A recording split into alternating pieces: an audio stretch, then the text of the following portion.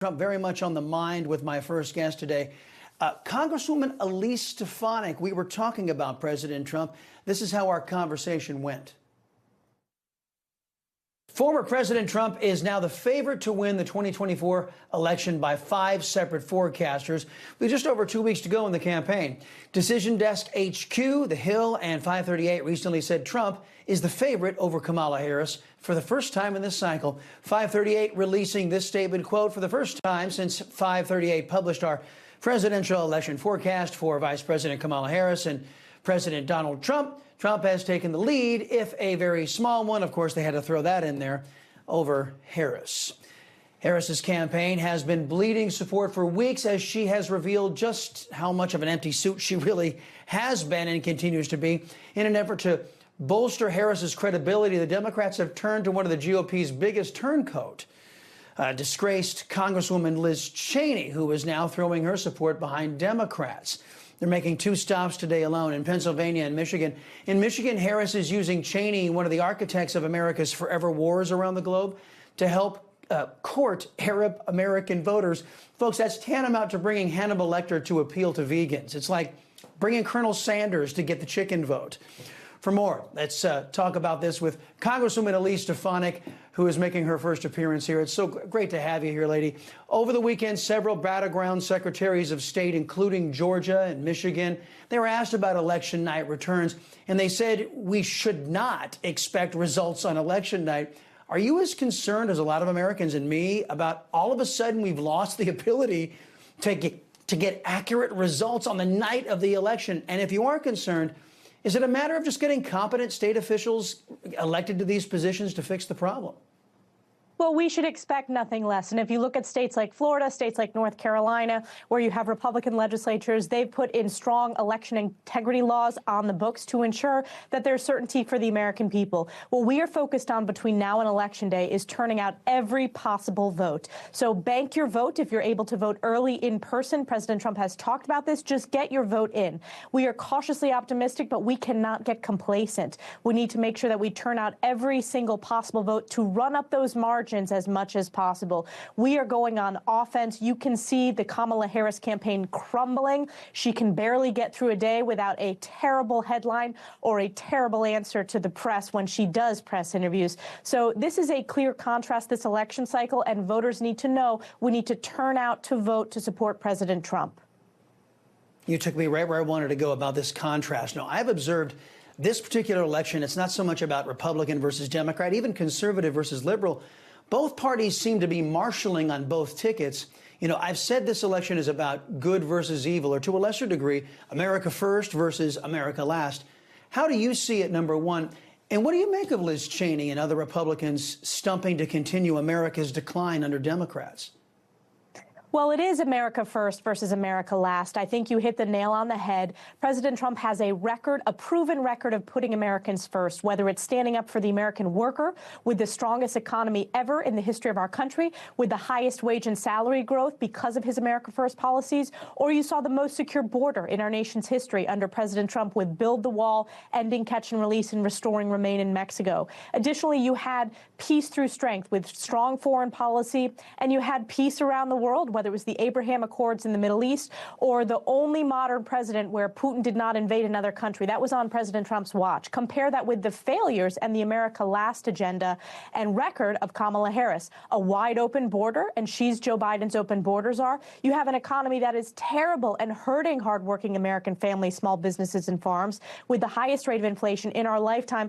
And look at the wars around the world. You have our most precious ally, Israel, under attack from Hamas and Hezbollah, backed by Iran, which Kamala Harris has appeased throughout her vice presidency. And you have, of course, our adversaries seeing American weakness, and you have instances where Vladimir Putin invaded Ukraine. So this is all on Kamala Harris's watch. It is a disgrace. And my comment about that disgraced former member of Congress, who I replaced in leadership as House Republican Conference Chair, there is a reason that voters overwhelmingly sent her home and elected somebody else, Harriet Hageman, in the state of Wyoming. And it's because she does not prioritize the American people. She is so far out of touch and is becoming a parrot for the mainstream media elites that are attacking our American values. So I don't think it's going to be much help to Kamala Harris's already flailing campaign. And President Trump is gaining support, historic support among African-American voters, Hispanic voters, Jewish voters, working-class voters, Asian-American voters, and he is making inroads with undecided women voters as well.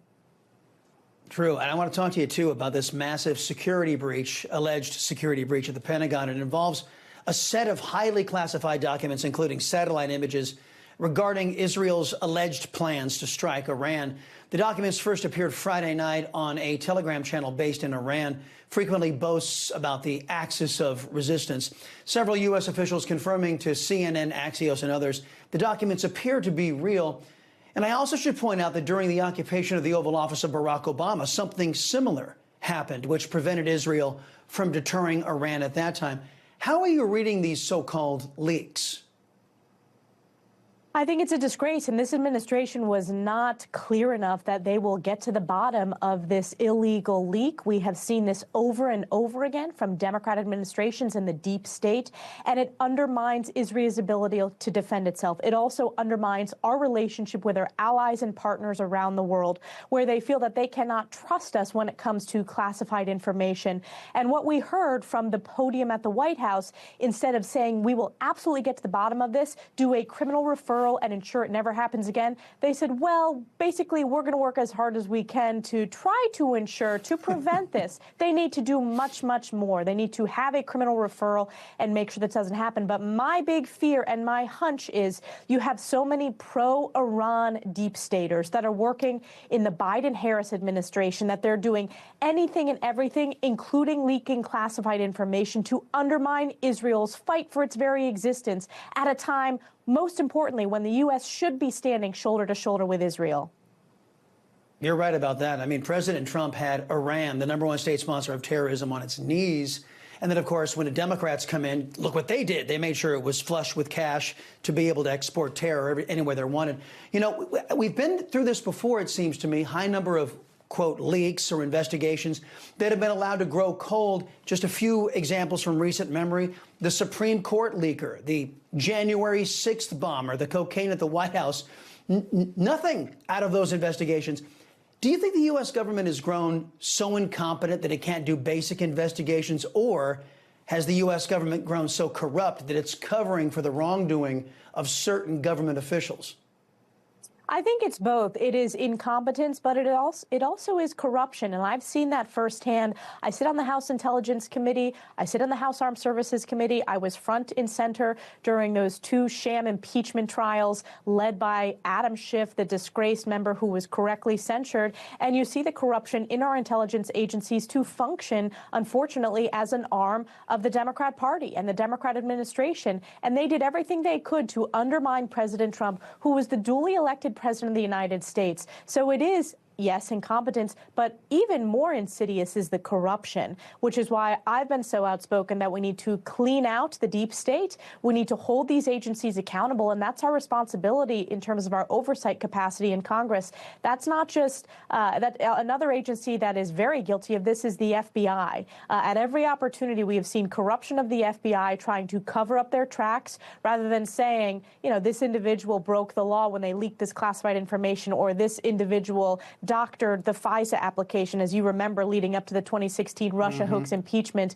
We need to hold them accountable. And the frustration of the American people is, why haven't been people referred to jail? Why they have not been prosecuted and sent to jail when they have admittedly and publicly and are doing book tours about these classified leaks and inaccurate and illegal acts that were committed in these agencies?